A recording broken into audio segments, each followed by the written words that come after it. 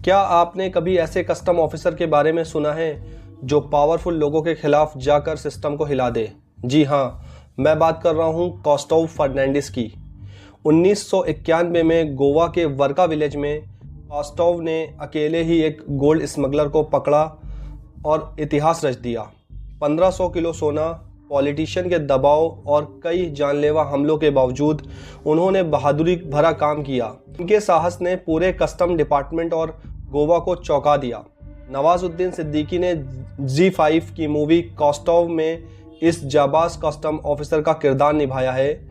अगर आप जानते हैं कि असली बहादुरी कैसी होती है तो ये केस स्टडी आपको चौंका देगी। चलिए जानते हैं सब कुछ डिटेल से इस वीडियो में आगे बढ़ने से पहले आप सभी से एक छोटी सी रिक्वेस्ट है, अगर आपने अभी तक हमारे चैनल क्राइम 25 को सब्सक्राइब नहीं किया तो जल्द से जाकर कर लीजिए ताकि रियल क्राइम से जुड़ी हर जानकारी सबसे पहले आप तक पहुंच सके। तो दिन था 16 मई 1991। गोवा के वर्का विलेज में लोग अपने काम में व्यस्त थे। तभी एक वाइट कॉन्टेसा कार तेज रफ्तार से वहां से गुजरी। अचानक एक मोटरसाइकिल ने कार को ओवरटेक किया और उसे रोक दिया। मोटरसाइकिल वाला और कार का ड्राइवर आपस में बहस करने लगे। कुछ ही पलों में मोटरसाइकिल वाला कार में घुसा और ड्राइवर ने चाकू निकाल लिया। थोड़ी ही देर में एक जोर की चीख गूंजी और ड्राइवर वहीं मर चुका था। घायल हालत में मोटरसाइकिल वाला बाहर निकला। उसने कार की डिग्गी खोली और वहां से सोने के बिस्किट निकालते हुए गांव वालों को बताया कि वो एक कस्टम ऑफिसर है और ये कार एक गोल्ड स्मगलर की है। लेकिन आसपास खड़े लोगों में से किसी ने उस घायल कस्टम ऑफिसर की मदद नहीं की। उसने उस कार को वहीं रोकने के लिए उसके टायर पंचर किए और वो वहां से निकल गया।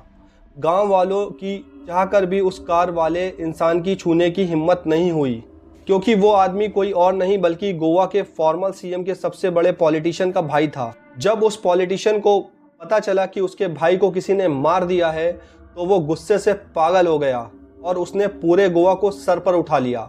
उस कस्टम ऑफिसर को आइडेंटिफाई किया और उसका नाम था कॉस्टोव फर्नांडिस।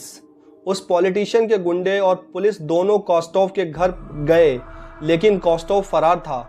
उस पॉलिटिशियन ने बयान दिया कि ये सब एक पॉलिटिकल साजिश है और उसके भाई को फंसाया जा रहा है। इतना ही नहीं, उन्होंने ये भी कहा कि कॉस्टोव एक गद्दार क्रिमिनल है। पूरा गोवा कॉस्टोव को ढूंढने के लिए बंद कर दिया गया, पर कॉस्टोव का कोई नामो निशान नहीं था। पुलिस उसकी फैमिली पर प्रेशर डालने लगी।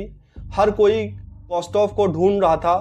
अगली ही रात कॉस्टोव अचानक से वापस आ गया और उसने पुलिस को सरेंडर कर दिया। पर उसी दौरान उस पर एक जानलेवा हमला हुआ, जिसके बाद सबने उसका सच सुना। एक ऐसा सच जिसने ना ही पूरे गोवा को हिलाकर रख दिया बल्कि इंडिया की सबसे बड़ी गोल्ड लैंडिंग का भी पर्दाफाश कर दिया।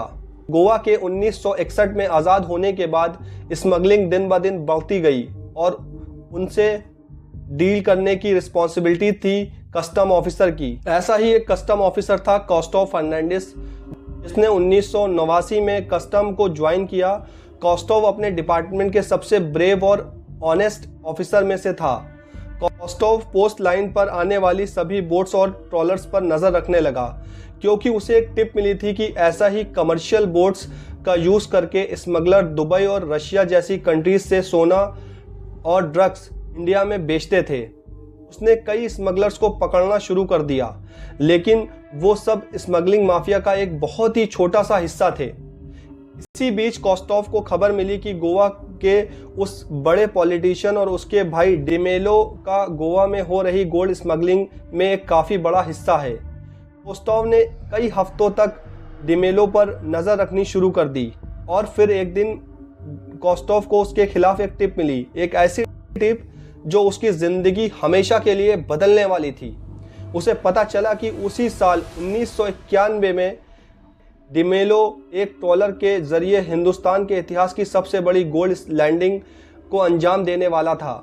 उसमें करीब 1500 किलो सोना था, जिसकी कीमत आज के दिन के करीब 1500 करोड़ रुपए थी। कॉस्टोव ने इस टिप के बारे में ज़्यादा ऑफिसर्स को नहीं बताया, क्योंकि कोई भी उसे धोखा दे सकता था।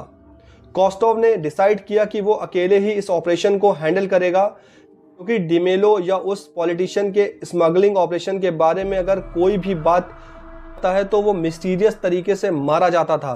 फिर 16 मई 1991 को सब कुछ बदल गया। सुबह सुबह कोस्टोव थोड़ा सा रेस्ट करने के लिए अपने घर पहुंचा था, लेकिन उसके कुछ ही देर बाद सुबह के 10:30 बजे उसे एक कॉल आया। उस कॉल में उसे पता चला कि कैरोना बीच के आसपास डिमेलो कुछ एक्टिविटी कर रहा है। कोस्टोव तुरंत अपनी बाइक पर वहां पहुंचा और उसने देखा कि डिमेलो का भाई बीच के पास ही बार में बैठा हर चीज़ पर निगरानी रख रहा है। इतना ही नहीं, वो वाइट कॉन्टेसा कार और उनके साथी की सफ़ेद मारुति कार बीच में ही पार्क थी। कोस्टोव तुरंत अपनी बाइक के साथ एक कोने में छुप गया। उसने देखा कि कुछ लोग बैटरी जैसी भरी बॉक्सेस ट्रॉलर से निकालकर उसी वाइट कॉन्टेसा कार में भर रहे हैं, और वो भी डिमेलो की देखरेख में। सारे बैटरी बॉक्सेस कॉन्टेसा में भरकर डिमेलो उसमें बैठा और वर्का विलेज की तरफ निकल गया। कोस्टोव बिना रुके उस कॉन्टेसा का पीछा करता रहा। डिमेलो ने कोस्टोव से बचने की कोशिश की, लेकिन वर्का विलेज से निकलने से पहले ही कोस्टोव ने उसको ओवरटेक किया और उस वाइट कॉन्टेसा कार को रोक लिया। लेकिन डिमेलो ने उसकी बाइक को सड़क पर कोस्टोव के साथ रगड़ दिया। इसकी वजह से कोस्टोव घायल हो गया, लेकिन घायल हालत में भी कोस्टोव गाड़ी की खिड़की से अंदर घुस गया और डिमेलो को पकड़कर उसे सरेंडर करने को कहा। डिमेलो ने जवाब में एक बहुत बड़ा चाकू निकाल लिया और वो कोस्टोव पर अटैक करने लगा। कोस्टोव ने अपने बचाव में उसका हाथ पकड़ा और उस चाकू को छीनने की कोशिश की। इसी बीच वो चाकू डिमेलो को लग गया और डिमेलो की जान चली गई। कोस्टोव ने अपनी सेल्फ डिफेंस में एक क्रिमिनल को मार दिया था। कोस्टोव कार से बाहर निकला और गाड़ी की डिग्गी से उस बैटरी बॉक्सेस से सोना निकालते हुए उसने आसपास के लोगों से मदद की। लेकिन जब उसने देखा कि कोई उसकी मदद नहीं कर रहा है तो वो अपनी सेफ्टी के लिए वहां से फरार हो गया था।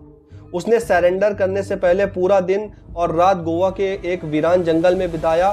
कोस्टोव के सीनियर और बाकी सारे कस्टम ऑफिसर को कोस्टोव पर विश्वास था, क्योंकि कोस्टोव के बयान के साथ 3 वर्का विलेज के विटनेस के बयान भी सामने आए, जिनके अकॉर्डिंगली डिमेलो की मौत के बाद उसका पॉलिटिशियन भाई वर्का पहुंचा और उसने अपने साथियों के साथ सोने को ठिकाने लगाया।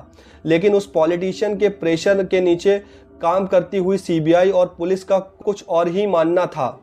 उनके हिसाब से कुछ विटनेस ने बयान दिया है कि डिमेलो की मौत के बाद उसके भाई वहां आए थे, लेकिन कार में ना ही कोई सोना मिला और ना ही कोस्टोव ने डिग्गी से सोना निकालते हुए किसी से मदद मांगी थी। उस पॉलिटिशियन ने कहा कि उसके परिवार में कोई स्मगलिंग का हिस्सा नहीं था और कोस्टोव ने डिमेलो को से बदला लेने के लिए उसे मारा था। सीबीआई ने कोस्टोव के अगेंस्ट मर्डर चार्जेस फाइल किए। कोर्ट ने उसे दोषी ठहराया। इन सब के बीच कोस्टोव और उसके परिवार को ढेर सारे डेथ थ्रेट्स आने लगे। उन पर कई जानलेवा हमले भी हुए, पर कोस्टोव ने लड़ना नहीं छोड़ा। लेकिन कुछ महीनों में स्मगलिंग में इन्वॉल्व सारी व्हीकल्स को पुलिस ने ढूंढ लिया। जो लुइस बार के ओनर ने बयान के साथ कोस्टोव की थ्योरी मैच कर रहा था। 1994 में कोर्ट ने कोस्टोव के अगेंस्ट सारे चार्जेस ड्रॉप किए, लेकिन इसके बाद भी कोस्टोव की मौत की धमकियां आनी बंद नहीं हुई। इसलिए कोस्टोव अपने परिवार के साथ गोवा से चले गए। 1996 में कोस्टोव को अपनी ब्रेवरी के लिए प्रेसिडेंट मेडल मिला, लेकिन उस दिन के बाद से कोस्टोव ने अपनी फैमिली के लिए हमेशा एक लो प्रोफाइल मेंटेन किया। कोस्टोव आज भी गोवा जाते हैं तो लोग उन्हें उनकी बहादुरी के लिए पहचानते हैं। कोस्टोव और उनकी बहादुरी की कहानी पूरे कस्टम डिपार्टमेंट और गोवा में आज भी फेमस है। अगर आपको हमारी केस स्टडी पसंद आई हो तो वीडियो को लाइक करें, शेयर करें और चैनल को सब्सक्राइब करना बिल्कुल भी ना भूलें। Thank you so much.